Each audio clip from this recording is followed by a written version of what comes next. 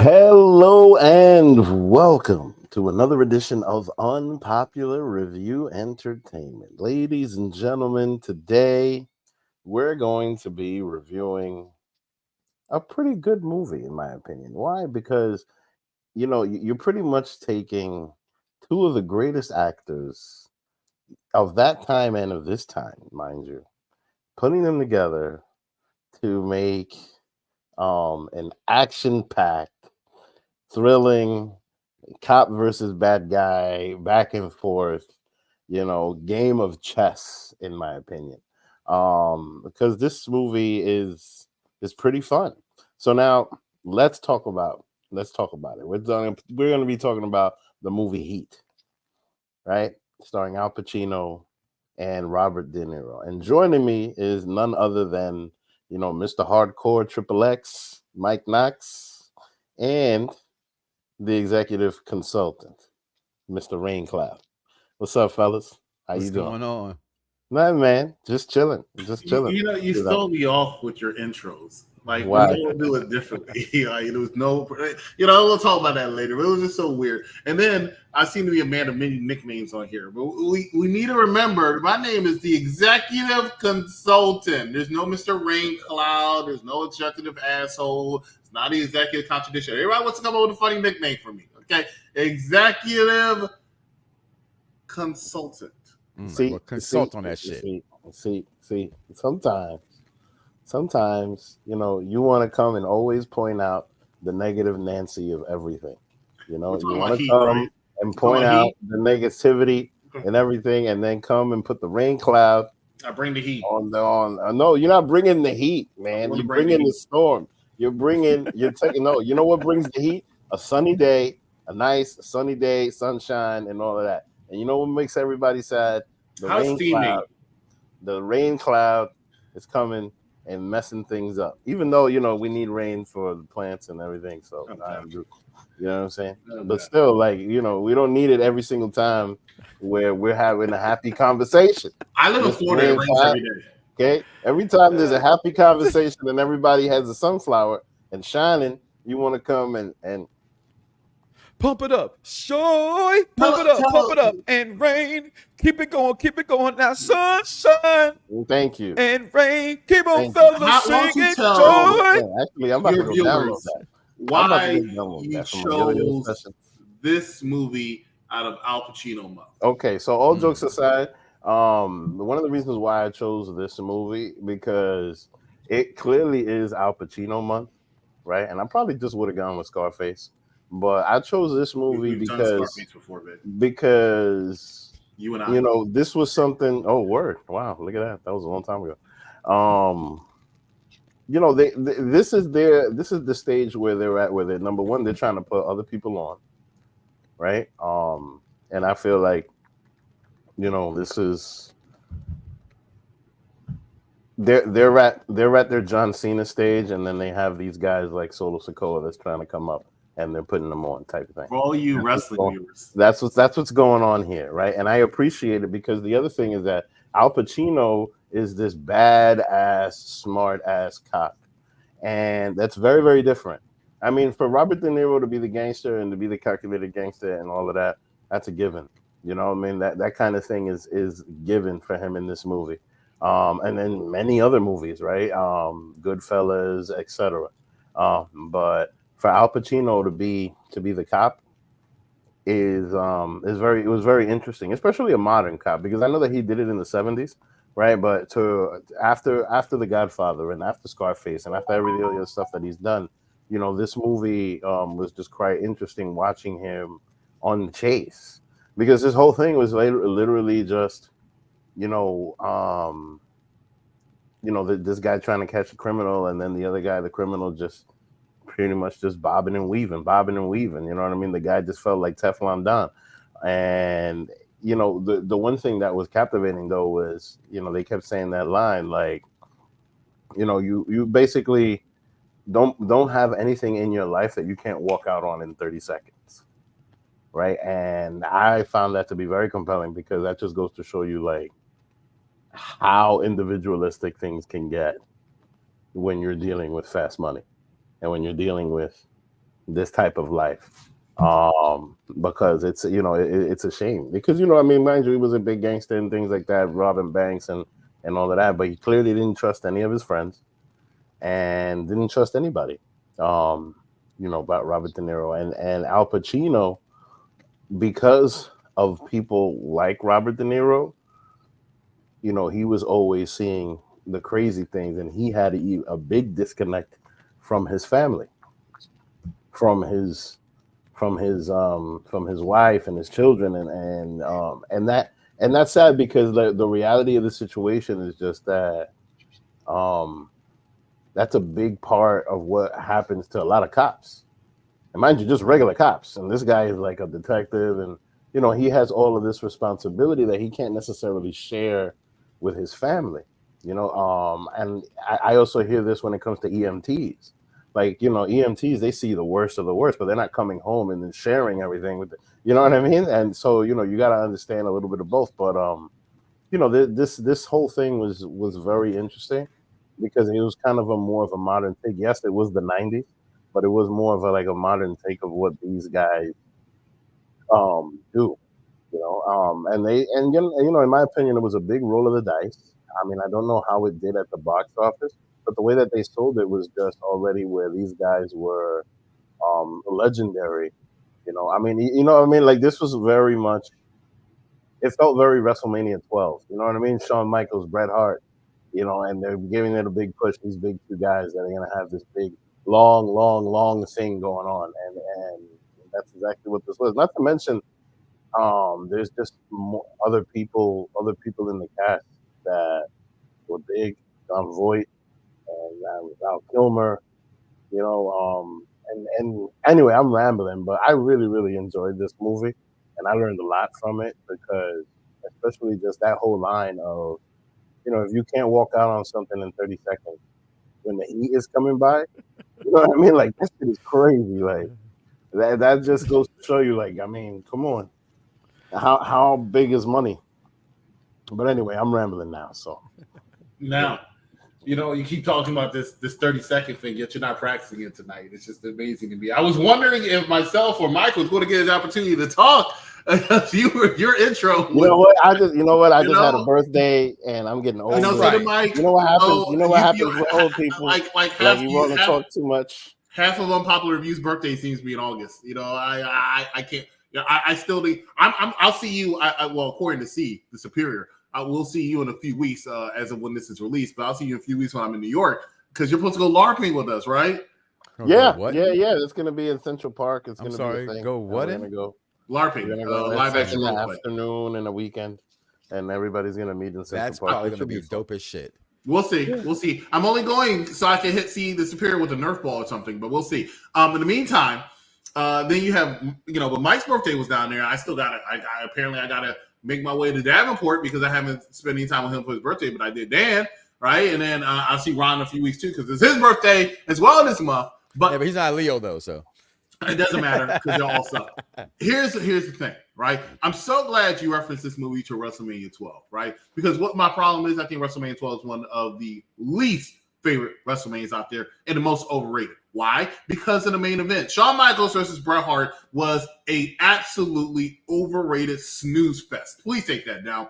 Overrated snooze such lies. fest. Such Why? lies. Because it was an hour long. It was a long ass match with a lot of rest holds. Hey, then you have Heat. What is Heat? It is a 3-hour long movie with a lot of rest holds in between, right? I fell asleep watching this movie so many times because there was so many boring parts. Granted, you got some great actors in it. Great actors you have. Robert De Niro. You got Al Pacino, who steals every scene he's in every single time.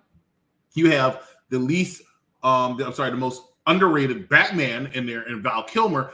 Why in the world would I not be appreciative of this movie? Because it was too freaking long, right?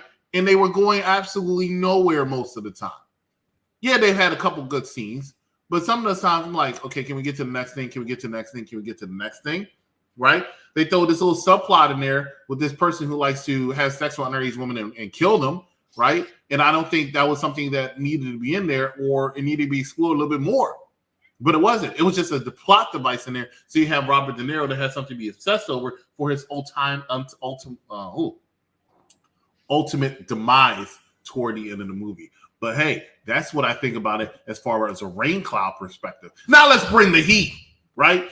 I do like that they reference that phrase so many times because it makes sense for when it comes to the title of the movie. I do like the fact that it has such a great amount of actors in it. I do like the fact that Al Pacino is great. That scene where his wife has sex with a dude and he's sitting there and saying, that's my TV, and sit down and all that stuff. Great, because Al Pacino is that good when it comes to the scenes. And because of that, that actually might save the movie when it comes to the verdict. Mike Knox, down to you.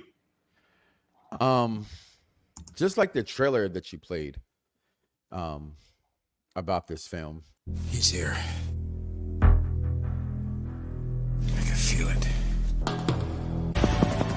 From The Godfather to Scent of a Woman. What do we got? From Raging Bull to Goodfellas. Assume they got our phones, assume they got our houses, assume they got us. Their performances have created a legacy of landmark films. I want full surveillance. That's 24 hours, round the clock. We never close, open 7 days a week. Now, for the first time, America's two most electrifying actors collide. Al Pacino, Robert De Niro, Val Kilmer. That's where I wanted to stop it at. That trailer was amazing, right? And then it said Val Kilmer.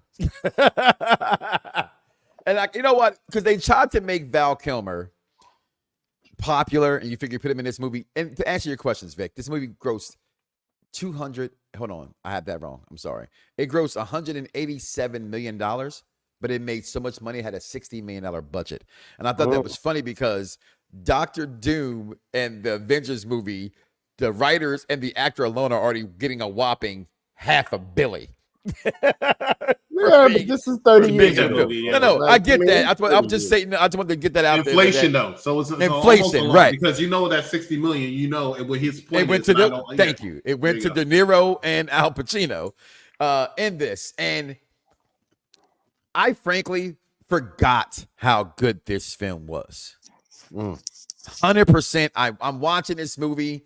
And I didn't want to watch. We thought we put it as you're watching this. We thought we was going to record this a week before we recording this, and so I like to really watch movies fresh. And I'm like watching it. I'm like, it's on. I gotta get it out of the way. Then it got canceled, and I was like, okay, now I can really pay attention to the film more. And voila, I do remember this film, but I also remember being a part of my life where I didn't want to have the time or the patience. As we talk about younger people having the patience to sit down and watch a long film. This to me was long. I didn't want to watch it 15, 17, 18 years ago. Now with all this time on my hands, I sat back and I watched this film, and it has some good parts. It has some things you could do without. I love the one scene you mentioned, the consultant with Al Pacino, because Val Kilmer's wife was cheating on him. And his whole thing was I'm telling him I'm messing up. I'm telling him I'm doing this, which this cast and Heat alone. Okay, other than Robert, because you got Robert De Niro and Al Pacino in this movie, you got actually Judd is in this film. Okay, Danny Trejo's in it. You mentioned John Voight, Kevin Cage, Tom Silvermore, Natalie Portman as a young actress in this film. Don Cheadle is in this film. Bubba Gump's in this film. Tone Loc is in this film. Okay, giving us this 90s feel. And you're right, watching this, you look at, and in wrestling terms, as Vic always uses them on our program, right? Hulk Hogan, the ultimate face and the ultimate bad guy. How can you play both? Because you're the most popular guy, and when you turn bad, you're the most popular bad guy because you're the most popular face. Al Pacino did that to me playing the cop in this movie. It was like, dude, you're freaking Michael Corleone. We just talked about you last week in the Godfather film, right? You are Tony Montana. Dumbass film, in my opinion, but people love it. But did I love this movie through all the beautiful acting? The opening scene as they're robbing the bank, because they're Class A bank robbers, and they have specific instructions on what to do and how we don't kill people, we just steal their money. And they get some guy, that's the worst part of the movie. The prostitute said, "Oh, you one hot dog." I was like, who talks like that? Prostitute or not, that just was not believable. Danny deserved to get killed by the Grim Reapers when he called themselves. You don't know what this is, do you? Right? This idiot kills the guy. She thought the guy's looking at him and say, "Idiot, we just put a bomb in the air and they can't hear nothing." This man's ain't listening to you. And just the non-trust from Robert De Niro, and then he meets the girl that he opens up to. Like the real life behind the scenes of, as you mentioned, Vic, the families and what they real life as being detectives and how it takes on. This film had a lot of things in it. Did we love it though? Does it get a thumbs up though? We'll find out next. What we got coming up next, that good consultant? Welcome to The Bleed. It's a dimension that exists outside the multiverse. Thankfully hidden from the Anti-Monitor. Luthor, the top science minds on Earth 10 tell me the Bleed is tearing itself apart. Oh God. I face the hard truth that we're all doomed if we don't destroy this creature. I called a specialist. The answer lies before the multiverse even existed. Constantine, this man is from an Earth that existed before our multiverse. It's starting reality over. We need a miracle. All of those worlds, there's something much worse coming. Hello? Is that Frank? Yes. Hi, Frank. This is Jimmy Hoffa. I heard you paint houses. No, please. No, Frank. Yes, I do, sir. Where are you going? Going to work. Well, there's a situation going on now, Frank. Big business and the government, they're trying to pull us down. You want to be a part of this fight? Would you like to be a part of this history? Yes, I would. Whatever you need me to do, I'm available. Back to Heat review. Oh, Al Pacino, Robert De Niro, Vic Damone Jr. Well, I'll tell you one thing that I found, a little heartbreaking for Al Pacino was when he walked into the house and met the guy that was fucking his wife. See, I thought that was Val Kilmer's wife. But you're right. It's like my TV. No. You're right. Yeah. So the thing is, like, I found it interesting how he basically he was clearly mad about the cheating, but he just basically did the first thing that he could. But he pretty much was just like, you get to fuck my wife, but you don't get to watch my TV. Like, what the hell? Who are you to watch my TV? Sit in my chair. Drink orange juice. You know what though? But it goes to show you, like, the TV is kind of like the equivalent to what the phone would be now. You know what I mean? It's like, all right, if you cheated on my wife, but you can't be sitting here. How the hell is she going to give you my phone? You know what I mean? You're not allowed to use my phone. No, the reason I'm saying that is because the connection between the phone and the TV is but I still have my TV. My TV's still that very important to this day. I would still stay that line. You're about the TV.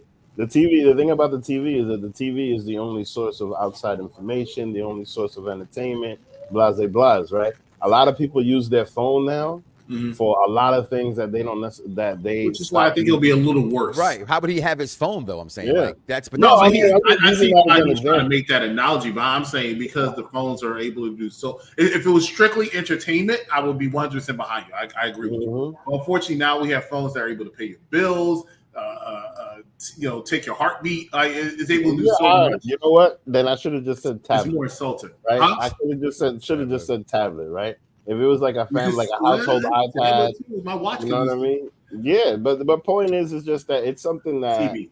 that I use. Game system. It's something. A gaming system. That's actually a perfect example. You playing my PlayStation? You playing my Xbox? Yeah. Yep. Then we got a You problem. fucking my wife and you playing my Xbox? Yeah, thank God. And drinking more. And who drank my apple juice? Do you remember when Popular Review Entertainment, Vic, used to be PG-13 and you couldn't say the F word at all? Thank you so much for canceling that weeks ago. I mean to talk about that. Whoops. All right. Yeah, Mike Knox joined the program, and Vic said, "Oh, I got another one like me." Yeah, it's fine. I gave up. I was like, you know what? Fine. We're NC-17 here also. So yeah. Sorry. Okay. Potty mouth. Sorry about the potty mouth. Yeah, hey, what was I gonna say? But yeah, no, that was just compelling because look, the guy was just so into his job, right? And mind you, he was brilliant at his job, but he was just so into his job that he ended up neglecting his home, and she ended up finding a connection with somebody else, right? So the thing is, just she warned him. She did warn him, and she said a lot of times, like, listen, this feels like this feels like that, and the problem with that is just look, he was good. Like he was good to her, you know what I mean? But and the child wasn't his. But the problem with that situation is just that look, just because she was treated like an object, is my point. Like, unfortunately, sometimes you have so much stuff to do that you can easily neglect home. But you got to make time. You got to figure something out. You know what I mean? Even if it's just laying there and scratching her head, which is what I do with my wife. I could have a full day and come home and then want to lay down and then not want to have a conversation and none of those things. Rated R. But what I'm saying is just that, like, you got to figure out something. He just not necessarily like a trophy, but like there was just no, there was just no interpersonal connection. So it was very easy for her to just get it elsewhere. And it's heartbreaking because this guy, he's doing the right thing. You know what I mean? He's the good guy, for lack of details. But it's kind of sad. But man, this movie just had a lot of range. It had a lot of stuff. I always really enjoyed it. I learned a lot from it. And clearly, I picked it, so I'm gonna give it a thumbs up. You know what I'm saying? I don't know how you guys feel about it. You guys might feel it's too long, but we'll see. I go second. He has this little fancy thing he does, which is pretty cool. I like it. I think arguably, and here it is. It's been many moons. I worked really hard at this, not saying this, but it's coming out now, guys. This is one of the most underrated films of all time. This is one of the best gangster bank robbery films made. The acting, like I said, the acting in it alone. First of all, only thing was uncomfortable about this movie was watching Robert De Niro and Al Pacino have sex scenes. That was the worst part of the whole films. You wait till we see The Irishman. It gets worse, okay, in certain scenes. And I'll pick on that movie next week. But I absolutely did enjoy this movie just to get past the semantics. Thumbs up. I thought it was a great film. Go watch it. Is that good, consultant? Can't hear you. So yeah, I'm contemplating what I want to say, and I'm trying to figure out how to make this sound nice. This movie is too freaking long, right? And unfortunately, like The Godfather, I don't feel like it flowed better. I think just because you have the acting prowess of the people that were in this movie, let alone Al Pacino, Robert De Niro, did not make up for the fact this movie was freaking long and had too many slow periods and too many subplots that I think they took away from the main plot of what this movie was about. Robert De Niro was the most intimidating I've ever seen in any movie he's been in this movie, though. I will say that. I don't know if he worked out a little bit or something, but that bar city put that gum in his mouth. Talk to me. Like, tell me what I want to know. I was like, oh, shit. He looked like a force. But was it enough for me to enjoy this movie? Let's find out.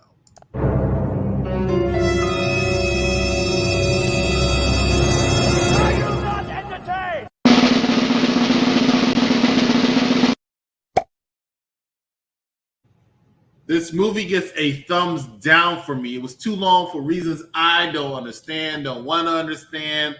Just because I enjoyed a few scenes does not mean I enjoyed the entire movie as a whole. I was so happy when it ended, and I thought the ending was, but it was all right. This movie gets a thumbs down.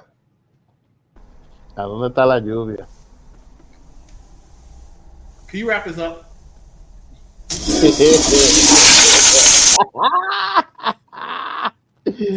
Oh man, there's the rain, ladies and gentlemen. There's the rain. All right. Okay. Yeah. Yeah, facts. All right. Well, I mean, but you know what though? That is to be expected. I'm very curious to see how Gen Z feels about this. Because it is long, you know what I mean? That's the thing. Long movies nowadays are hard to do. You know, like I remember when Malcolm X came out, and it was a long movie.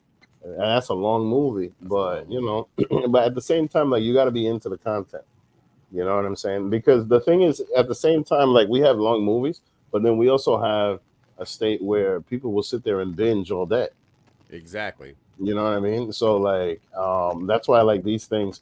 I think now if they're digested into episodes or broken up, it would be received better, especially like the other movies that we did that are this super long. This movie is 11 minutes shorter than Endgame. Look at that.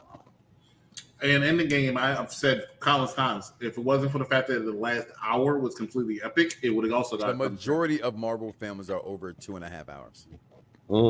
I'm not a fan of the majority of Marvel films. So the only there's a few movies that I like that have been nowhere, and it's very rare. Every DC film's over 2 hours. DC Zack Snyder Justice League. Yeah, I can watch that, and that's that's 4 hours. It's 4 hours, and I can watch it and it flowed well. But anyway, let's go.